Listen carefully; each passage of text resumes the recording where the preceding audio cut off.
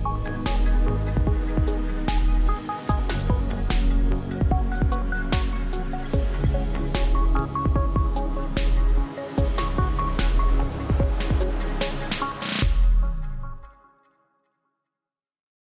Well, hey, you guys, this is Mr. Robot in the flesh.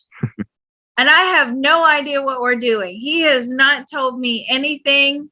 I don't know why he's on screen. I don't know. So I can't wait to find out. What are we doing, Mr. Robot? Yeah, so um like I would say 95% of what we do is under the assumption that your skills are accurate and stuff. So I thought it'd be fun to like explore your skills a little bit just Oh, God. before our our talks. And I know you don't like remote viewing objects, but I have something in this cloth Oh, God.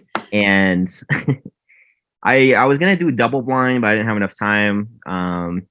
So I do know what's in here, but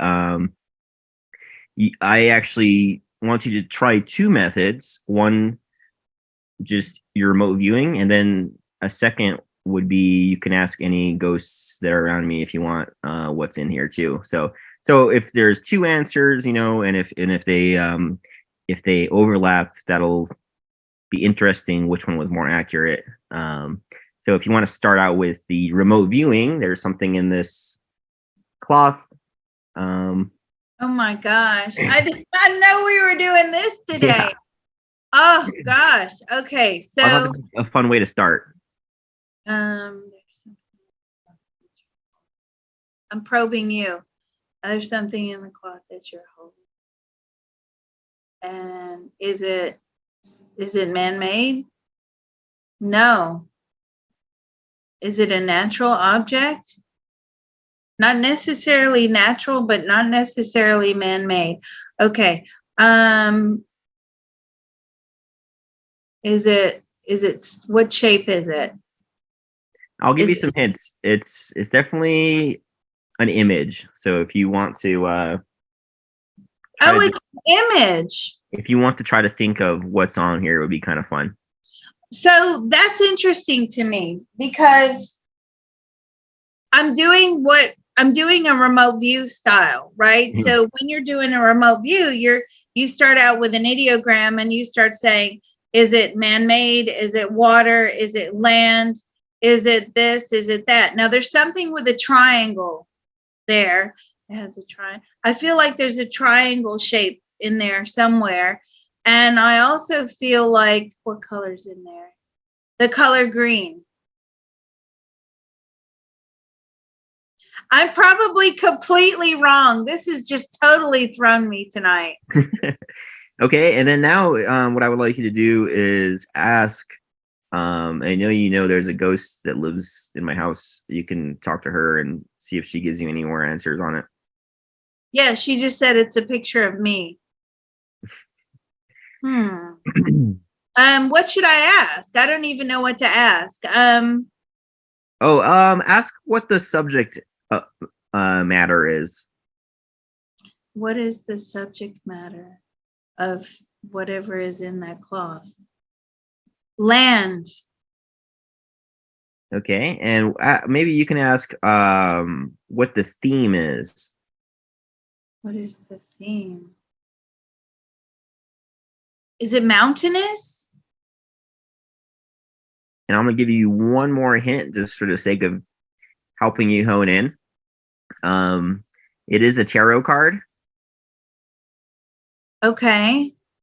So, there's like 60 or whatever images. Oh, well, that narrows it down.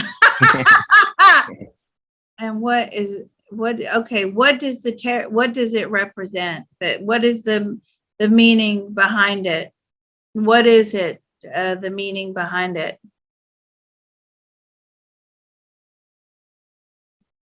My future. So it's actually a tarot card about me.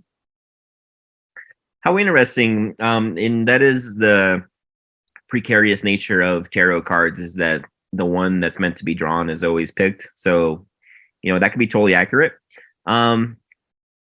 if you can ask the ghost, by the way, can you get a name for her by chance? What is her name? Lucinda. Interesting. Ask Lucinda, like how many people are on the card? How many people are on that tarot card that he has? 2. And ask her what's behind the people on the card. What's behind the people on the card? A building. And ask her if there's anything behind the building. A wall. And ask her if there's anything on the wall. Is there anything on the wall? It's some sort of like, I don't know if it's like a dragon. She's trying to tell me some sort of like dragon or demon or something. Ask her if she can see through the cloth. Can you see through it? Yes. Okay. Maybe I'm holding it the wrong way. um. Okay, and ask her what color the dragon or demons are. Yellow. Goldy yellow. Okay. And this is going to be completely wrong. I know it. I know it's going to be completely wrong. And let's just ask a yes or no. Is she sure that there's 2 people in the card, or is she referring to me? Oh, okay. Are there 2 people in the card? Are you referring to like both of us? 1. There's 1 person. Okay. And what is the person doing in the picture? I feel like they have their hands together. Yeah, so you're totally blind on this. And now I'll show you what it is. Oh my God. I don't even want to look. So the hands are together. Oh my God. And it's like a sword card. I don't know tarot well enough, but someone will watch this and know what it is. Oh God, that gives me chills. Okay. Hold up. See that structure right there though at the bottom. That's what I was seeing. I was seeing that structure, that yellowy goldy kind of structure. What is in there? Oh, so well, I think it's a bed. But it has a picture there. Well, yeah, so there's definitely like Egyptian style, like hieroglyphics on it, kind of. Okay.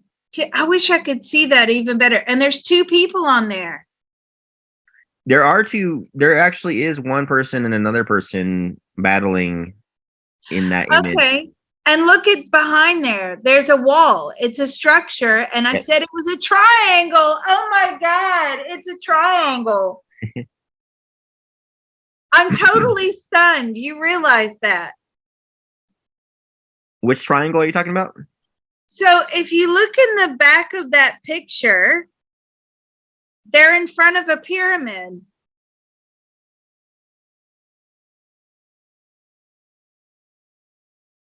I don't know about that. I don't know what you're talking about there. Yeah, look. See, there's a pyramid there. It's like you can see it. It's a pyramid shape. That's what they said. That's what I was looking at. I was looking at that shape, that wall, that pyramid. Oh my God, yeah, their hands are together. Oh my God. What is that? What type which card is that? The 9 of Swords? Yeah. Okay, they said it was about my future. So now I'm gonna have to look up what does the 9 of Swords represent? That scares me. Yeah, definitely worth looking at. So what do you think? How would you score me? Well, so what's interesting is the methods of remote viewing, you know, from my perspective, I don't look at it. I don't really look at, you know, videos of people doing remote viewing, but I've definitely seen some videos, and you get glimpses of objects and shapes and tidbits of information. So I mean, I feel like Ronin would be better to score you, but I mean, to me, it's like an 8 out of 10. Yeah. So, I But mean, with remote viewing, right, you have to, that's true. So, with remote viewing, I would have probably, if I was doing long form, right, instead of the short form shortcut that I use, if I was doing long form, there could have been 300 to 400 perceptions just in that one card. And then you have to say whether or not those perceptions fit. Mhm. So, I could have said gold, I could have said brown, I could have said I smell metal, I Oh, the see smell would have two been nice. people. Hmm. Yeah, I mean, I don't. That's hard for me to understand, but like, yeah, more questions for the future, like smell, for instance. That's a good. Always forget to include all the senses in Yeah. that. So you would ask questions like, what does it smell like? How does it feel? Is it hot or cold? What's going on? What noises do you hear? So the smell actually, see that I was so focused on that bottom part of the card, right? Yeah. Because that's what I was seeing. That's the color I was seeing. That was what I was seeing. Two people. I saw that triangle, and the smell. If I'm pulling the smell from that card and that little scene on the bottom left hand corner for us in the audience, I smell blood. So that, but that could, you don't know what that represents. That's why you have to keep pulling and pulling and pulling and pulling perception. Hmm. And, psychics, Lynn Buchanan will be the first to tell you. And he said on many videos, psychics always try to shortcut the process, which is exactly what I do. A lot of times you'll have these hardcore long form remote viewers that'll like, she's not doing remote viewing. She is. Well, first of all, the remote viewing that I do now, that I do is not taught. They don't like to teach it. There's several reasons for that. And also, I do shortcut it. I do.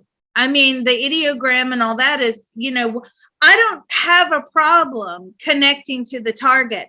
That is usually the biggest challenge in remote viewing. It's trying to connect to the exact target. That's not my problem. My problem is, trying to slow down the information. So that was awesome. And then the triangle I got from you. And what other things did I get from you? It So wasn't man-made and it wasn't what was it? It wasn't man-made and it wasn't natural. So yeah, I so don't know what they classify that. well, so that makes sense to me because uh it is a mix of both because man-made would be like plastic, but it is paper, but it is partially, constructed, but it's paper, so it's both natural and constructed. Wow. That But was awesome. I love that. yeah, we'll try it again sometime and I'll with another tarot card. But what's interesting is I just Googled it and it says it's a woman sitting up in her bed, and I didn't realize the picture was a woman, so that was interesting that they said it was you. Yeah, yeah. And I read the meaning behind the Nine of Swords. Yeah. And I don't know if you read that, but it was, now that's the thing. Was it upright or was it upside down? Oh, upright. It was upright. Okay, so the Nine of Swords is be careful of the fear and worry. And the Nine of Swords, it can become a self-fulfilling prophecy. As you obsess over what may go wrong, you are more likely to manifest your worst case scenario because you are inadvertently acting in ways that support your negative thoughts. So self-sabotage. For example, you may worry that your partner will cheat on you, even though you found no signs of infidelity. The more you stress about this potential outcome, the more your anxiety pushes away your partner until one day he feels so disconnected from you that he starts a new relationship with someone else. Okay, right. But they have to remember that my husband is married to a psychic, right? You should actually interview him and ask him if being married to a psychic is an easy life. Because for him and the rest of my family, no, it isn't. That's Because if funny. I want information, I just probe them for it. Oh yeah, but So there you go. There's a little light entertainment for you all. Right. hey, What's on the cards for us tonight then? no more anxiety and worry though, that's for sure. But hey, I'm trying to share my screen, but it looks like it's disabled. Oh, hang on. Let me do that. I'm so sorry. I don't know why it disabled you, but there you go. You're back. That was so cool. I love that. Yeah, I've been wanting to do that for a while, and in general, experiment with your psychic ability in a lot of different ways like that. So we can have a little piece in our videos where we try something like that. That was fun. Next time it's your turn. Oh my god, yeah. I mean, You'll probably get it exactly right. the problem with me when I do that is I just feel like I'm just totally throwing darts in the dark. Like, but sometimes I'll actually be right, which is weird. Wow. So I don't know. You're definitely the psychic here. But so we'll go back into all the cool esoteric stuff. But first, for all the crypto people, I wanted to probe Hugo Filion. Okay. Right here.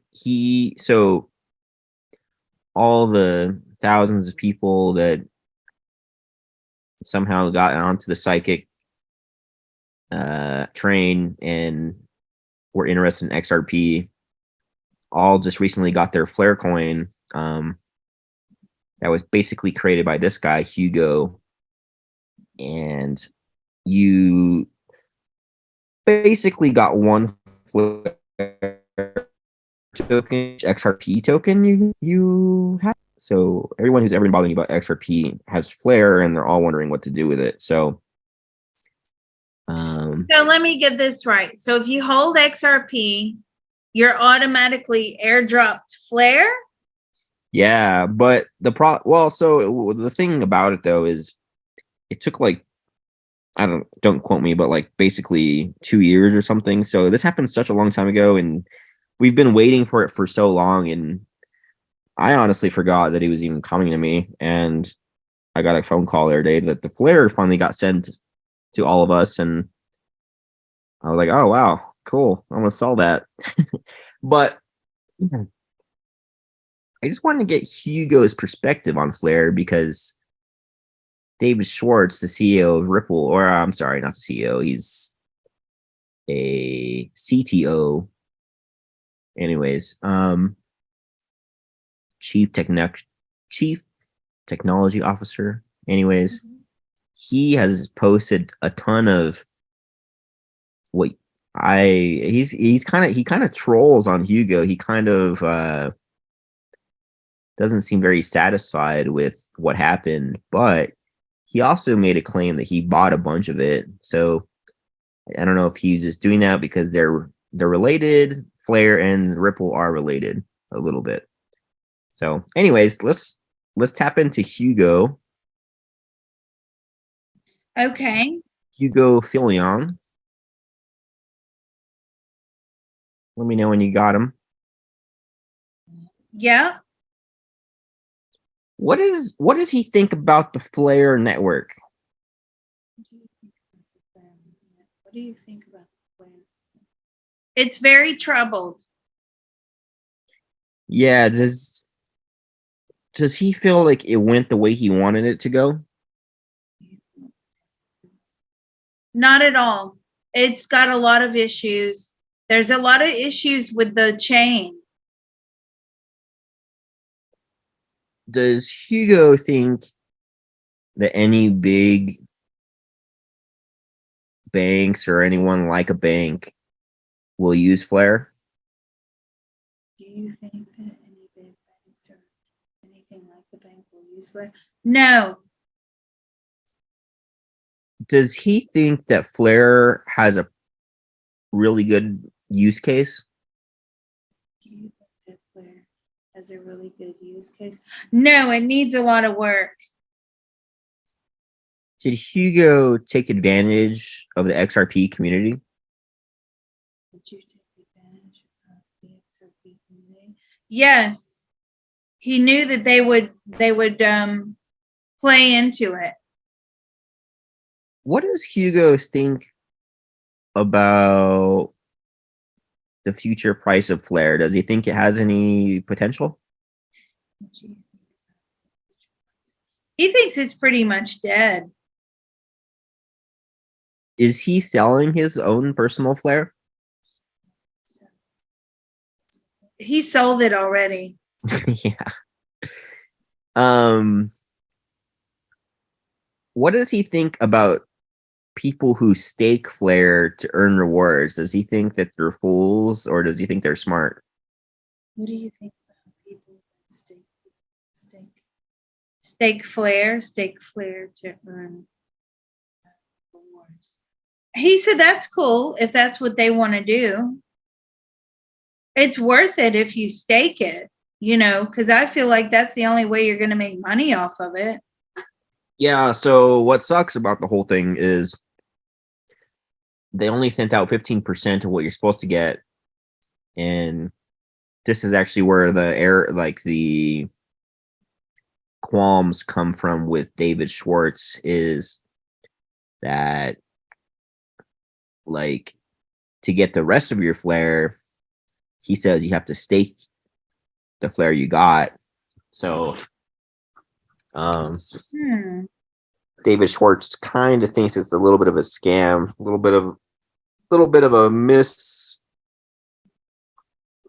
misrepresentation of the truth, basically. David Schwartz thinks this is a misrepresentation. He's like, I don't care what he thinks. He's a fool. What does Hugo think of Bearable Guy 123? What do you think of Bearable Guy 123? Master manipulator. Does Hugo know who Bearable Guy is? Bearable Guy is? Yes, he does. It's somebody that he knows very well. That's awesome. Can you ask Hugo how he knows Bearable Guy? They've done deals together. Ask Hugo if Bearable Guy works at Ripple. Does Bearable Guy work at Ripple? No. Did the person that he knows of, I'm just going to shorten it down to BG123 or BG for the sake of conversation. Does he, from his knowledge, did BG used to have cancer? BG used to have cancer? No, he doesn't. I don't think he knows that.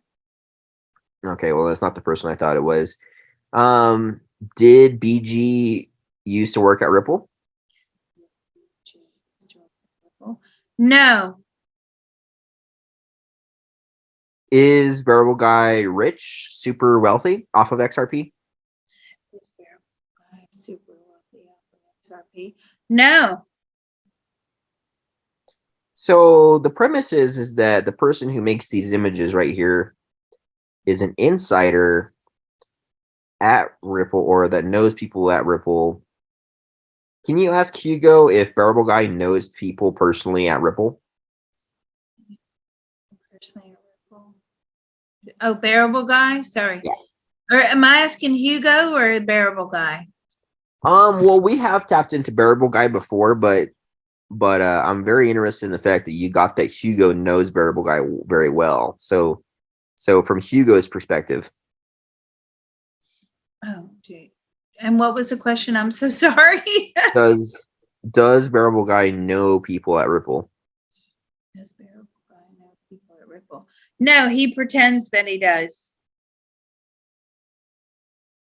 So let's just ask him flat out, who is Variable Guy? Who is Variable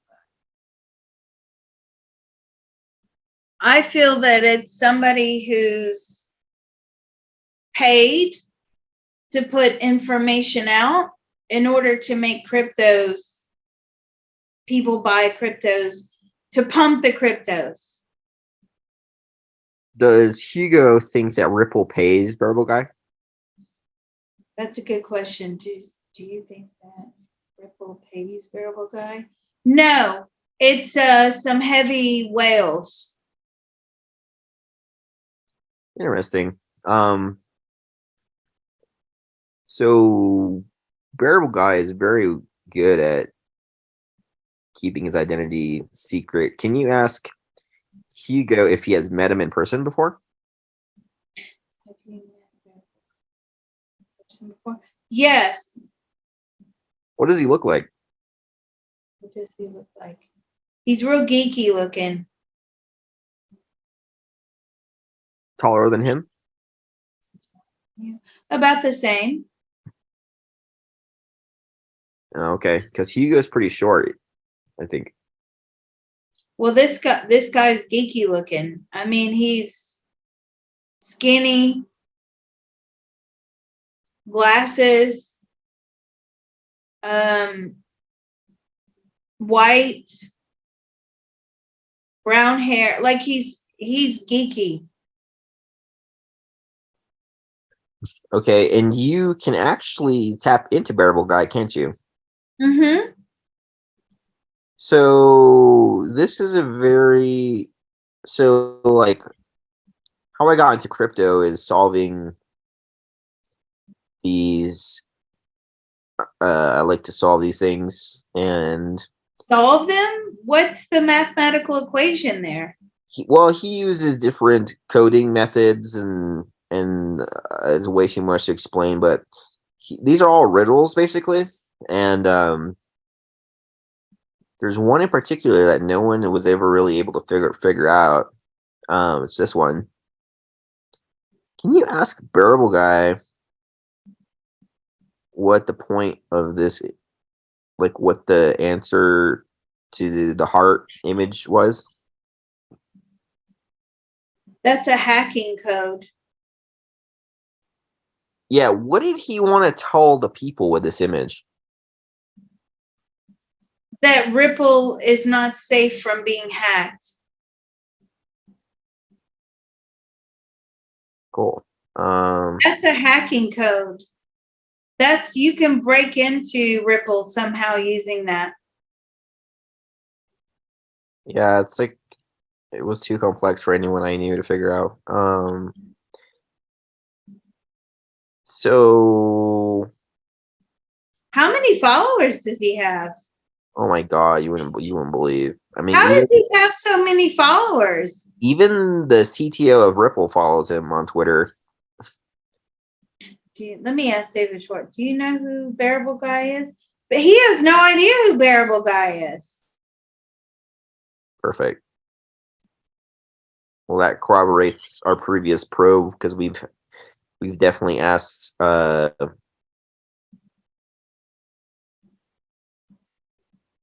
David Schwartz that, and he did it his last time as well. So I think that is pretty cool. What's all this shush? Like, what is that? Yeah, so he actually has had accurate like information come out. So this whole thing was about, it was him trying to say that he knows what's going to happen very soon. You know, all these kids and they're all doing this like shush because like, you know, this is obviously a secret. And then like shortly after he posted this, I don't know, like a month later, Ripple announced that they're donating like $100,000 to like kids, you know, whatever health stuff.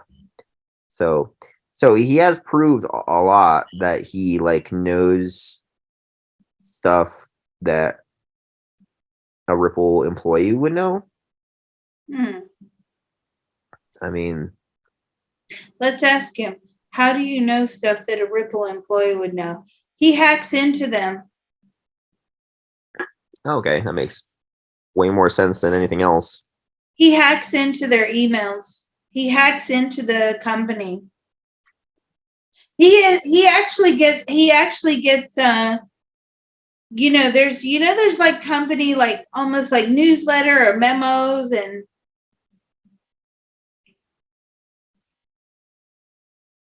okay, he's saying that he's hacked in. He gets copies of whatever it is that's going around in there. And what does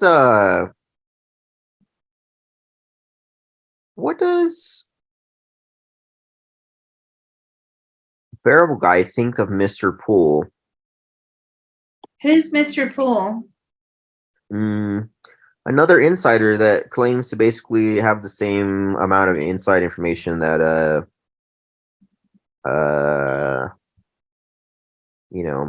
Variable Guy does. What does he think about Mr. Poole? Mr. Poole. He's a joke. He doesn't know anything. And me and you have actually probed Mr. Poole in the past. I don't remember.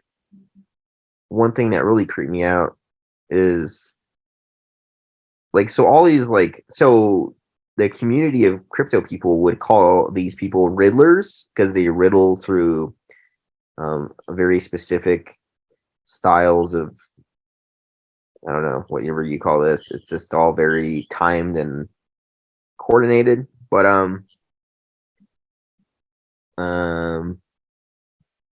and some of it's very advanced stuff. It's really to figure out. Anyways, we basically got the Mr. Poole. When you probed him and you got that he was just faking it. Oh, I don't remember that. That was many videos ago. Oh yeah, it was like a year ago. And I'm going to go ahead and call a hit for those of you listening. A lot of people are like, no, Liz, Ripple, the case is going to be settled in October, November. It's not settled. I said it wouldn't be settled by the end of 2022. That's a hit. It's not settled. And there's another Riddler that made this image right here, and his name, he went by Ripple Riddler. Can you tap into Ripple Riddler, the person who made this image? Yes, it's a kid. Do they have inside information about Ripple? No. All right, well, enough of all that. What does David Schwartz think about Flare token? He doesn't like it. Does he still like XRP? No, he feels like a total failure.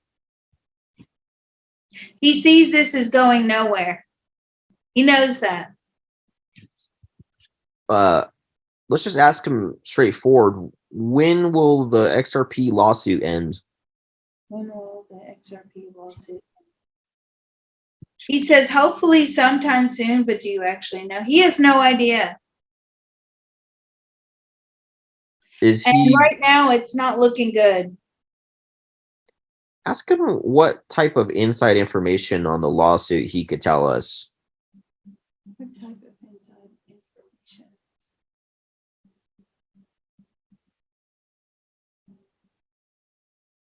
He feels they're going to lose. Ask him how it's going when they talk to the SEC. How's it going when you talk to the SEC? The SEC is very, has zero tolerance to Ripple. In general, is David Schwartz bullish on XRP? What do you mean? Bullish on the price? As in, does he believe it's bullish or? Just his personal opinion. Bullish means optimistic of upwards move. Oh, sorry. Oh, God. Okay. Wake up, Liz. Wake up. I've only had one cup of tea today. I think I need another one. Is he, do you believe, are you optimistic about XRP? He is trying to be, but I mean, he's losing a lot of that optimism.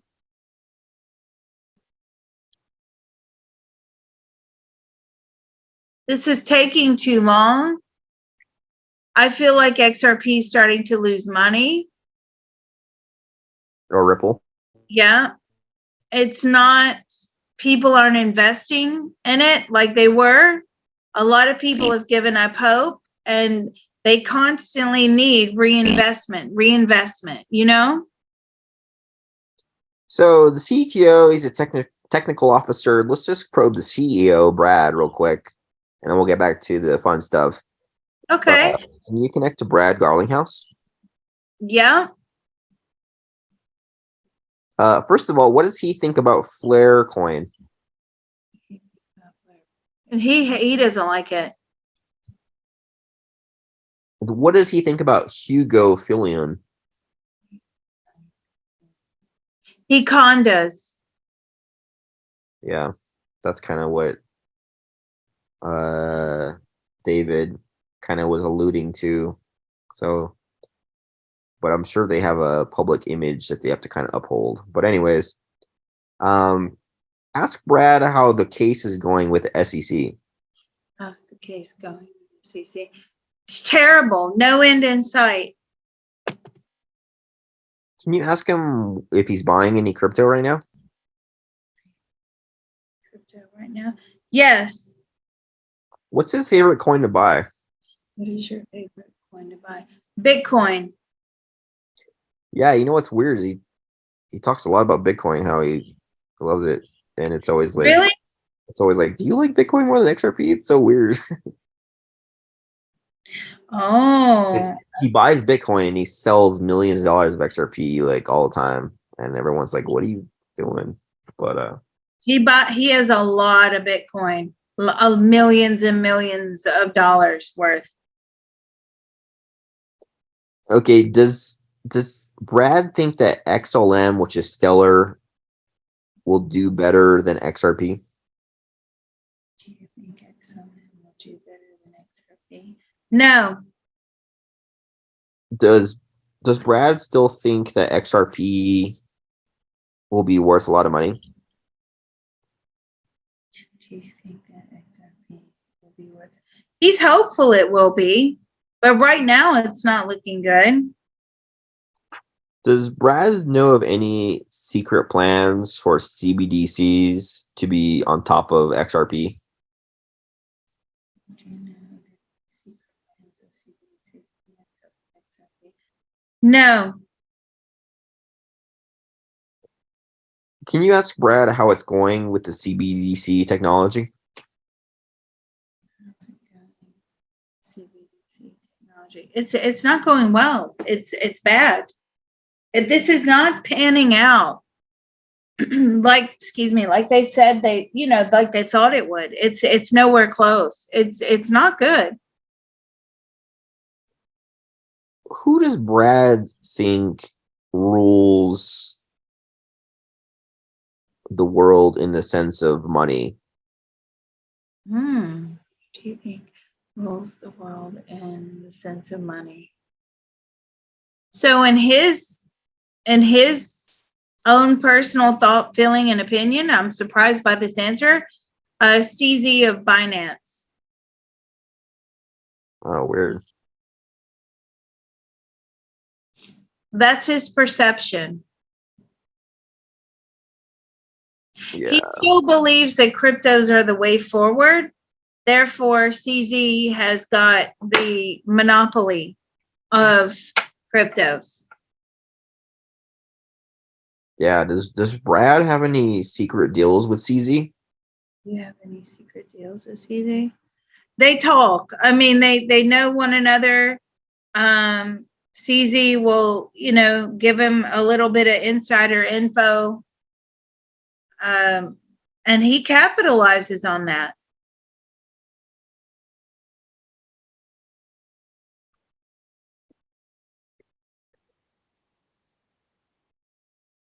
Can you ask Shangpeng Zhao CZ if he knows if Flare token is gonna pump this year. Is going to pump this year. He has no idea. What coin does he think is gonna pump next? What coin do you think is going to pump next? Ethereum. Cool. All right. Well, let's probe the more interesting things. Can I just, while you're looking that up? Yeah, definitely. Okay. So, just a little announcement. Please don't email me complaining that we're covering cryptos. Okay. For those of you that are not subscribed to my Patreon group at Remote Viewing and Beyond, that is what we do. We try to find actionable information. Okay. If you were subscribed, you would know that because that's what people talk about on the Discord, along with many other things. So, and if those of you have recently joined the Discord and you're, the Patreon, you're having trouble connecting to the Discord, you need to do it on a PC. Do not do it on your phone or tablet or iPad because it won't work. You have to do it on a computer. Anyway, moving on. What would you like to talk about?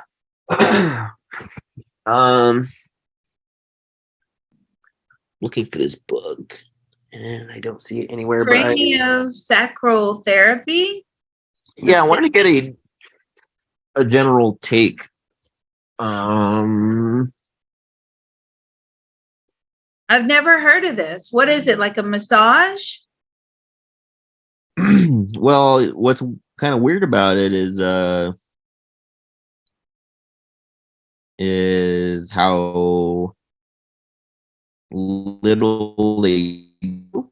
So like very light pressure in certain spots, and the belief is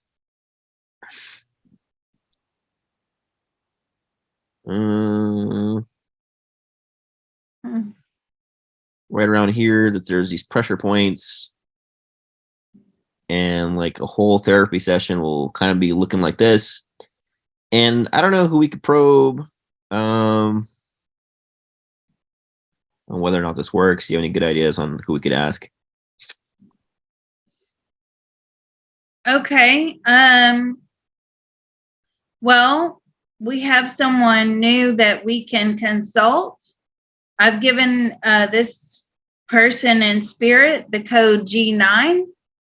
Okay, so we'll consult G9. Cool. G9, and I'm going to consult G9 on a regular basis. So what would be the question? Does cranial sacral therapy work? Does cranial sacral therapy work? No, not that great. It's only temporary relief. What exactly do they do?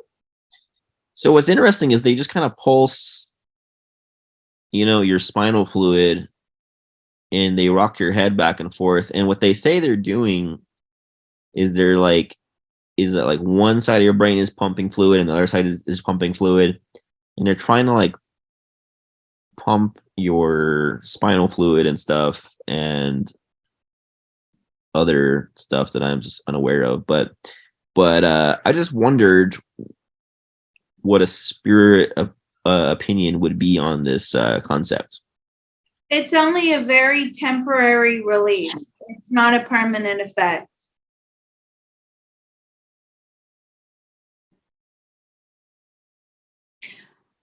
I could go for some of that though. You know what I mean? Like I could go for somebody massaging my third eye for sure. Oh, and I actually had another experiment I wanted to try with you. Can you pause the recording real quick? Yes, of course. Can I just tell you all that Mr. Robot is scaring me now because apparently we have another experiment and I'm like, oh no, I'm so worried. Well, you already did so good, which prompted the next one. That's probably why I'll bomb out on this one. Okay. So Um, I have a theory and I want to test it out. I'll go ahead and tell you because it'll be pretty cool. So I have a feeling that you can transmit energy psychically and maybe bend this telepathically or whatever you do, even though it's not in your presence. Oh my God, this is so fun. Okay, I've never done it this way before. Yeah, because well, so I'm making this conclusion because you can connect to people across the universe, and whatever, all the things you do. So I thought it'd be a really cool experiment to just basically do what you do. We're I don't know how far we are. Let's just say 1,000 miles or more away from each other. So, but we've basically concluded that distance doesn't matter when you're psychically connecting to things, right? Right. So, anyways, It's actually very, very fast. Now, can you just demonstrate how bendable that fork is right now? yeah, I mean, Okay. I could definitely bend it if I push harder than this, but I mean, I'm No, you need to. So when it does bend, if it does, I've never done this before, not in distance. This is fun. I love this. Okay. But when it'll just like melt. You know what I mean? It's just like bang. It just goes. well, that's what happened Okay. in my dreams. I definitely had that happen. I was trying to tell Ronan, and he never replied. That the day we did the spoon bending class, I was in it. I tried so hard, I didn't get anything. But that night in my dreams, all my spoons and all my forks were bending all in my dreams that night, like in my kitchen Funny. and all over the place. That is so funny. So I Oh don't my know. gosh. I'm so excited about this. It could take a couple of minutes. We'll give it a couple of minutes and see. Yeah, it's Okay. definitely metal. I'm trying to see if I have any other thing that's metal in here to tap it This is against. so much fun. And for those of you that want to do the free spoon bending party, please email Ronan at remoteviewit@gmail.com. All right. Now, let me tell you how to hold the fork. Yeah, like that. Hold it for me like that. Mhm. And I'm going to try. And then when I tell you, you'll be able to bend it, but you're going to bend it. I always aim for the weakest point, which is, yeah, right there. Okay. Oh my God. I'm so nervous. And if you could also do me a favor and add a little extra thought process in there that you're not gonna melt my internal organs or anything. No, okay. No, don't worry. I'm just focusing on that fork. And actually, I'm not shooting the light at you, or I'm not shooting, the powers at you. I'm inadvertently bringing it down. So Yeah, the just it's going to come down and not into you. But yeah, that was a good point. just be the fork that you want to see in the world. Okay. Are you That ready? was my Buddhist joke. But All anyways, right. someone out there will get it. All right, let's go.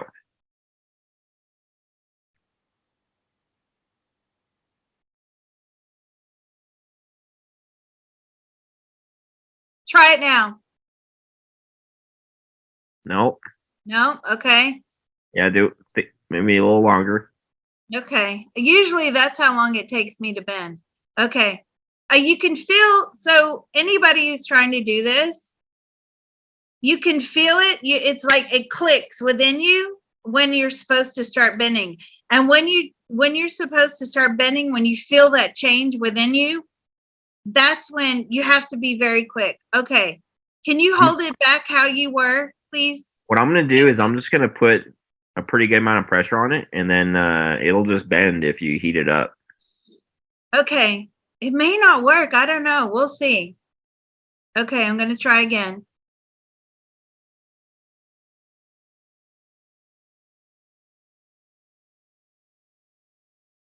Is that part getting hot? Not there. Where is it getting hot? Actually, over here but that might be just my fingers. Yeah, that's you. But yeah, maybe can you ask Bashar how the best way to do this would be? He's like, do what you're doing. Okay. All right. Let me try again. I'm gonna try and turn it. Now hold it still. There you go.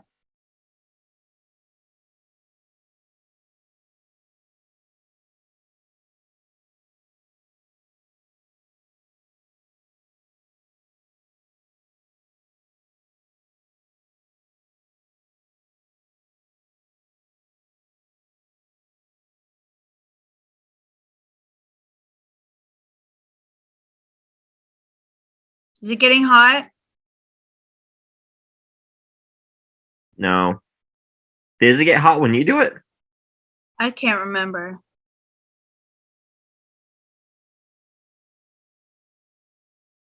Hold on. Keep it still, please.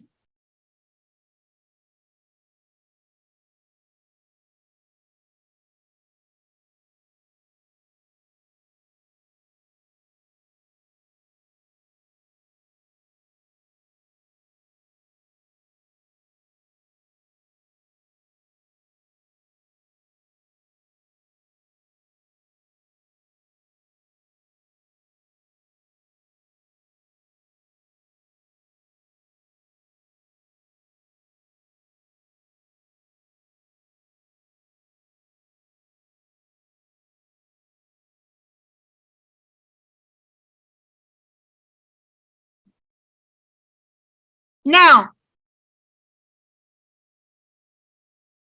No. Yeah, it feels normal. I don't know. I maybe because I'm not holding it. I don't know. But I was shooting. So how other people do it a different way? But I was shooting power right at that weakest point of the Yeah. fork. But Well, that was an interesting experiment, though. Well, for the sake of experimentation, there's actually a couple more things we could try. Another way that you could think of it is imagine that your power is flowing through my head down into my hands and try to remotely access the fork like a surrogate. Ooh, that's very dangerous. You trust me that much? Okay. Yeah, whatever. Let's do it.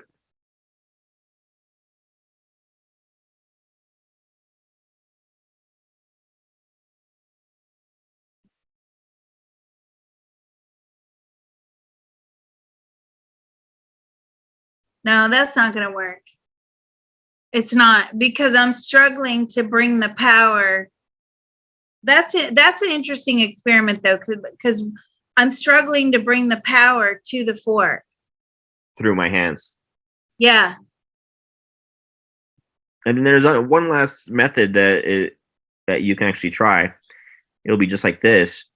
And what I want you to do is, for all of us non-psychics, we basically have to imagine a spinning vortex in one direction and then the next direction, in every direction, and ask the fork which vortex it wants to spin in, and then whatever way you connect to, what you do is you would find that direction it wants to spin in, and then you would speed up that vortex you would make it really fast with your mental abilities, and then that's when they would actually start bending by itself, and I wouldn't even have to put pressure. Man, do you suffer with elbow pain? No, but my knees definitely aren't that great. Jeez. I'm just like, as soon as I pulled away from you, my elbow is like, it hurts. Okay. I never get like pain like that. Okay. So make the thing spin faster and faster. That's not how I do it, but yeah. Okay. Yeah, ask it which direction, this way, this way, this way, this way. This It's fork going to one. go clockwise. Okay, and then just speed that vortex up so fast in your mind that it starts rearranging the metal lattices, and it starts rearranging itself, and it starts bending clockwise. See if it goes now. No. Mm-mm. It probably has to be in my hand. Because if you think about the fork and it being metal, this is what spirit are saying. Metal conductivity. Mm-hmm. And that's how come you can excuse me, you bend it, because I guess with it being in my hands, that, and I'm also out of practice. I haven't done this in about 5-10, well, how many years? 5 or 7 years. So but yeah, the metal, it's the process of conductivity. So the power would, I guess, is not transferable through you. I mean, I felt that very strongly, but that was interesting. I like that. So yeah, the power is not really transferable. I don't understand how I can connect to people. I don't. Especially when I'm doing the mind probes. I just like connect like that. It always fascinates me the speed that it happens. Like when we connected with CZ, or we connect with that Hugo, or wherever they are, but the speed is lightning fast. I mean, it's faster than lightning. And one last thing is, can you ask Seth from Seth Speaks if there's a way that you could do this remotely? Is there a way that I can do this remotely? No, I'd have to be there, but that's good. But I'm sure there are people that know how to do it remotely. I just don't know. Yeah, and for the sake of all the viewers, I think it would be cool. You could put your camera like this one of these days if you want to try it. If you want to dust off your fork bending skills and give it a go one of these days and do a anonymous fork bending like this. Yeah, it's really good. So how I was taught was you take the most powerful force in the world and you shoot that force into the weakest point of the fork or the spoon. And I always use source light, because to me, that is the most powerful force in the universe. So me channeling, energy, I was doing that, and my hands will get warm. But for me, it's like so hard to connect to like something that's like not alive, like metal. Like I don't know how, like I can mentally, try and do it basically, but I think it's just kind of hard. I think you just got to be like really well. So what's interesting is there's actually videos of um these Japanese and Chinese like energy masters, and they can move so much chi through themselves that they can actually make a wet paper towel steam in their hands. So I think that'd be another experiment that maybe you could try yourself and see if you can do it on your own time. And then, oh yeah, I love stuff like that. if you can do it, then we can record it, because all the stuff, all the like footage like that, it's hard to find, and it's very like, I just kind of I want to make it more available and more public, basically. If like for instance, if you could do telekinesis or pyrokinesis, Is that like setting things on fire? Yeah, so like for instance, oh my God. What you could do is put a match on top of a little shot glass, and then put a cup over the shot glass, and maybe put that on top of a plate. That way it's in its own little environment, that there's no wires, no flame or nothing, and see if you can set that match on fire with your mind, and that would be a really cool video. Wow. That is cool. That is cool. And that scares me though, because if I develop that skill and like I'm driving down the road with my kids in the car and somebody cuts me off, I might make them spontaneously combust behind the wheel. Mm-hmm. So I don't know if that's a skill I should learn. Mind you, I don't get upset. Well, there's this lady.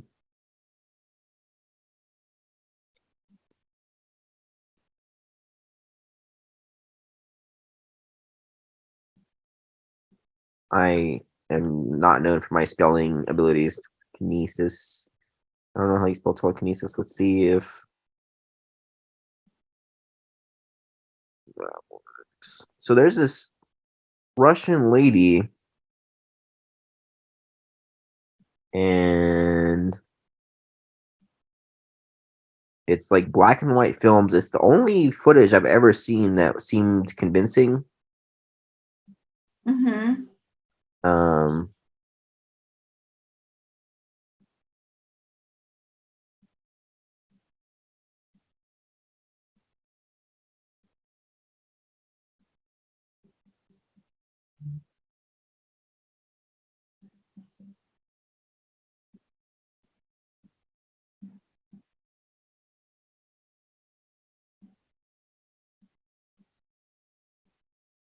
Do you know her name?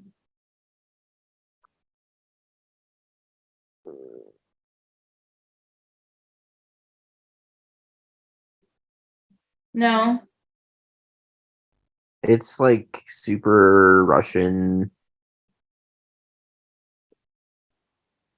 And what does she do?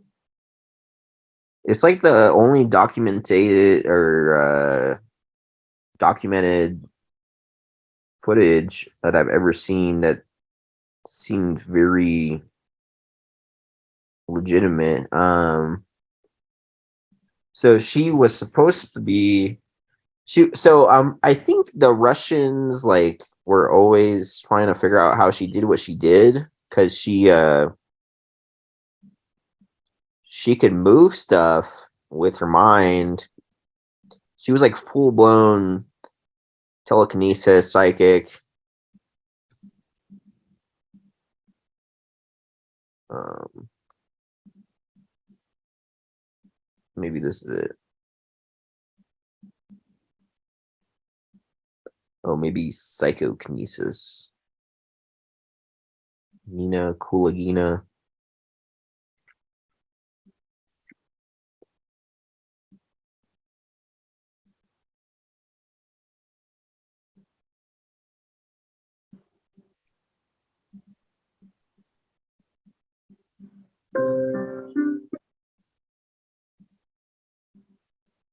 Oh, this is definitely the lady.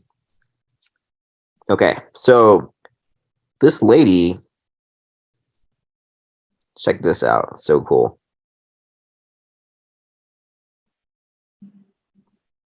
They put these boxes over the items just to make sure she could actually do it. And they would have a matchbox which has basically no metal in it. You know, it's like sodium, whatever, and wood. You know, because like if it was magnetic, like a piece of metal, then that might have different approach. Like, and she could make stuff levitate if it was in between her hands. Can we actually probe Nina Kulagina? She's definitely passed. Yeah, she's here. She says you can do anything with the power of the mind. That's her moving some stuff. Can you ask her if these were real or faked? Were these real? Yes, they were real.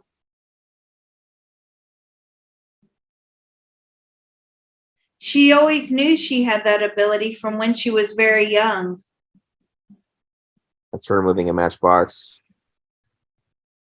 Can you ask her how she moves stuff like this, like matches? How does she do that? How did she do that? She would just focus on it and focus on the energy pushing it. So she would put a force behind it to make it move. This one, I think she's spinning an egg or something, and then Excuse me. I don't know what's in there. Just a ball, I guess. But I used to watch this stuff all the time, and I used to try it so much. Never really could do anything.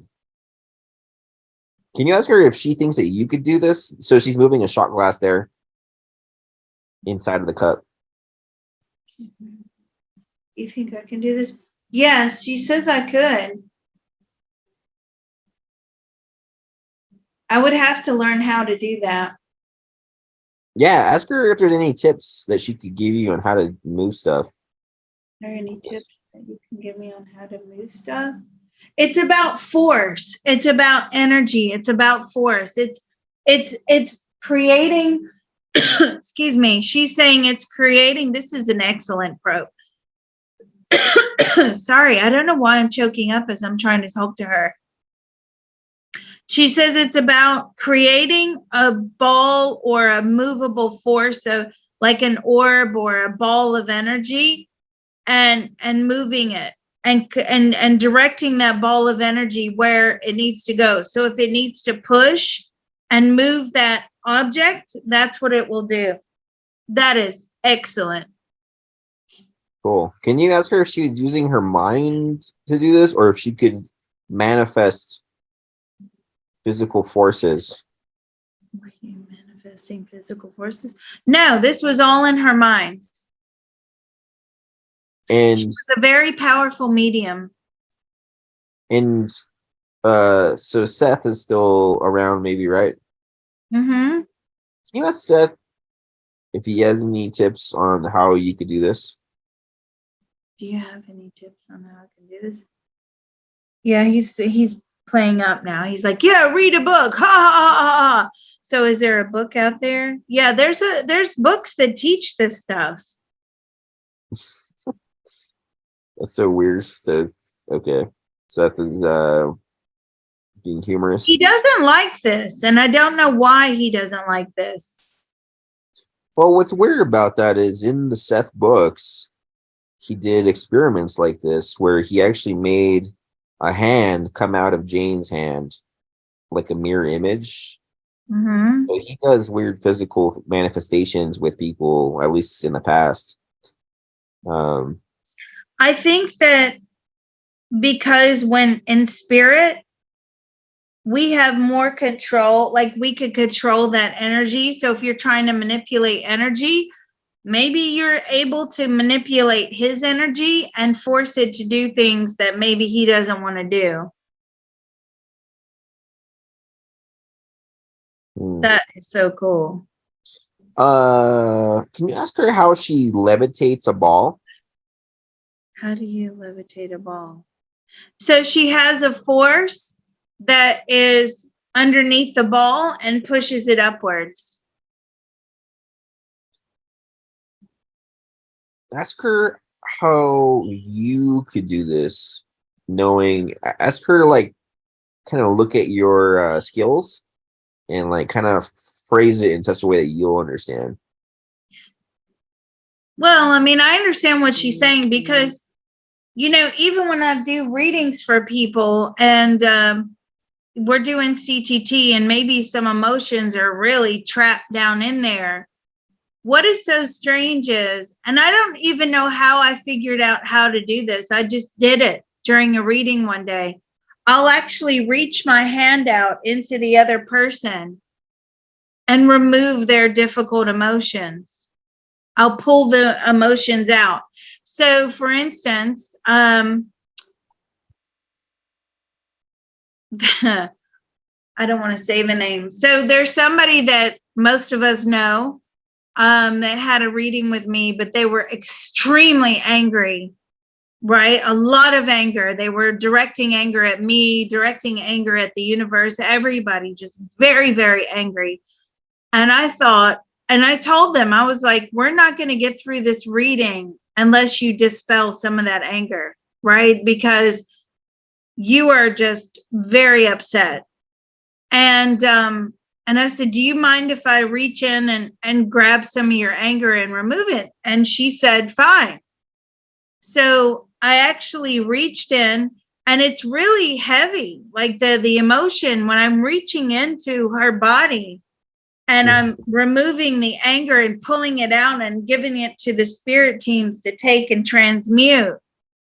It's very heavy energy. And with her, it took me quite some time. I had to do it, several times, reach back in, pull out, reach back in, and pull it upwards and pull it out of her. But after I did that, the anger had dissipated. It was gone. We could actually get through the reading. Now, I had done that a few times before, But I don't know what prompted me to do that. I just did it one time during a CTT session. And so sometimes if emotions are very difficult to remove, then I'll try that. And I've never failed at it. So I obviously would be able to do this. I just need to learn how. And also, it takes a lot of time to practice. That's something I don't have. I'm very short on time. I'm very time poor. Yeah. But that was really cool. I like that. Thank you. Yeah, Nina Kulagina is super awesome. I don't know why it was so hard to find this footage, but this might be the best footage of her out there, but I think there's better footage. And I'll leave that to the internet sleuths of your Patreon to find something. And then what did I say what's the fire kinesis called? It's like pyro. Pyrokinesis. Yeah. So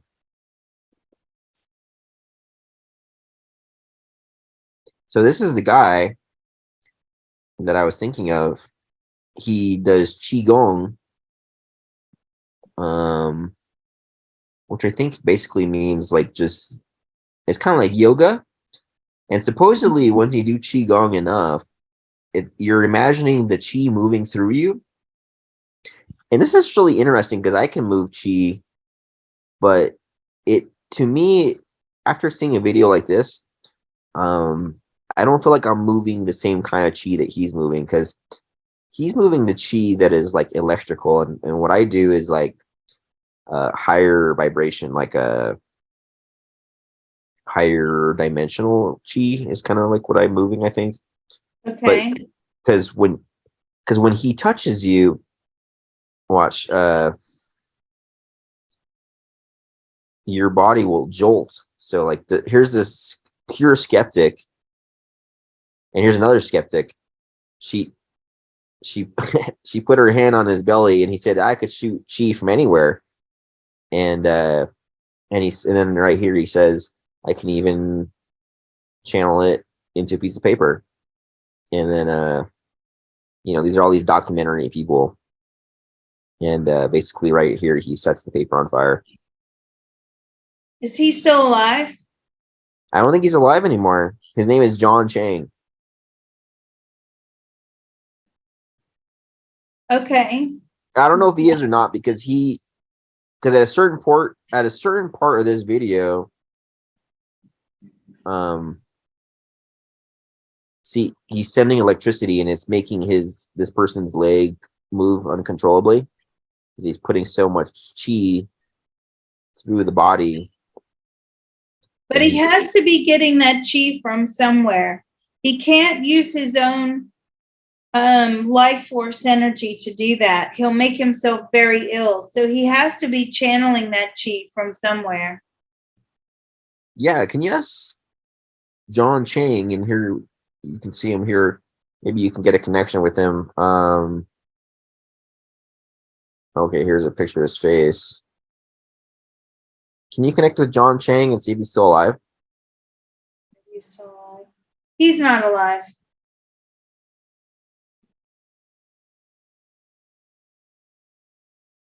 Try and get a. Oh, right there. He stopped the BB gun pellet with the chi. Anyways, can you ask him how he channeled that chi? How did you channel that chi? That was like source light. It was similar to source light. It just comes down. He's always been gifted in that way. I'm saying, were you a psychic medium? I feel like he was a psychic medium.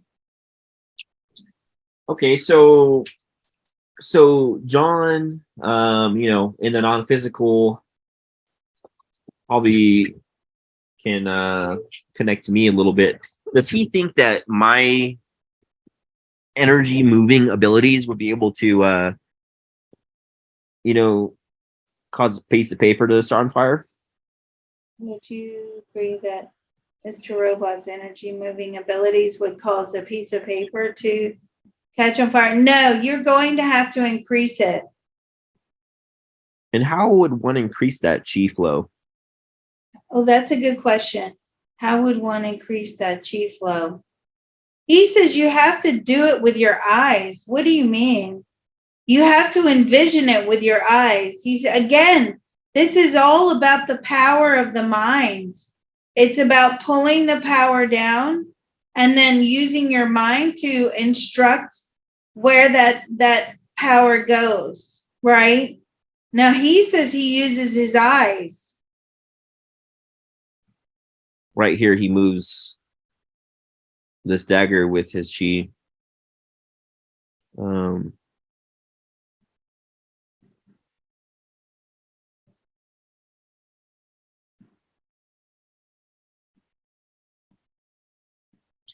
So here he grabs an LED light bulb and can make energy go through himself enough to make it light. Wow. Pretty cool, because that's pretty intense.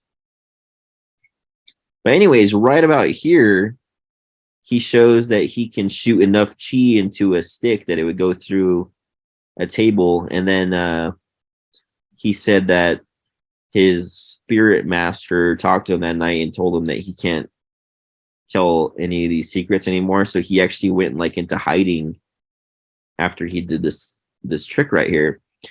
And There's a oh, because reason for that. oh, it hit that guy in the head right here because he whacked it and then it hit this guy in the face and he felt so karmically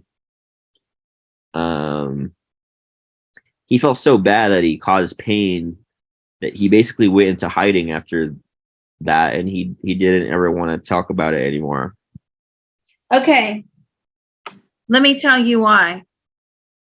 Because with that kind of skill level and thinking of our current situation, right? Putin, Ukraine. If you wanted to take Putin out, you could use it by that method. So he did need to be quiet. They would have tried to make him work to actually do bad things with that ability, as in assassination. Yeah.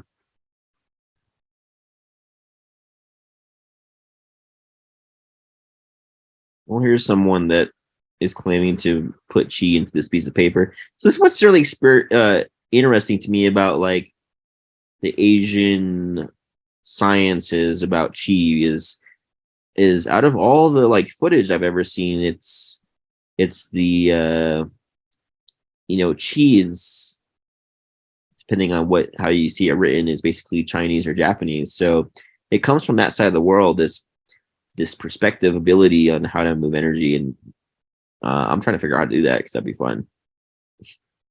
Yeah. And when you figure that out, you let me know.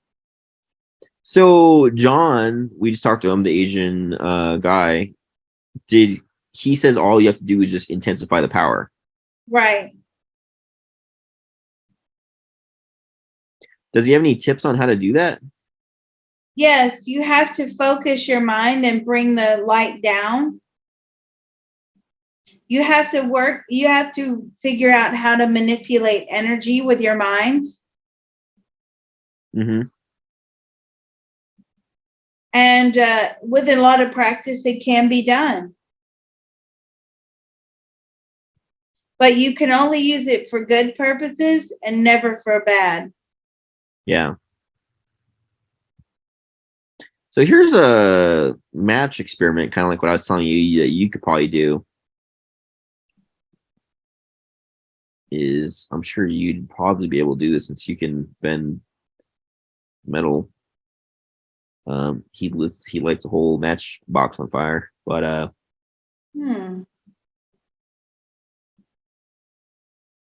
But yeah, I don't know. I think it'd be cool to learn how to do this. And if we can get any insight, I mean, I can move energy and you can move energy, but I haven't been able to do this, so I think maybe if you can shed some information on it.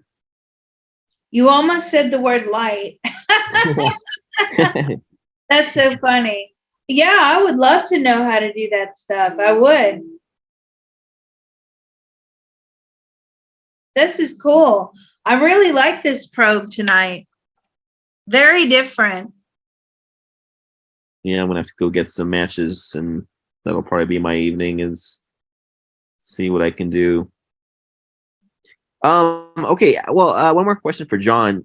So, on a scale of 1 to 10, how much chi does he think I'm currently flowing when I am at max flow? How much chi on a scale of 1 to 10? 4. And how much does he think would take to light a match on fire?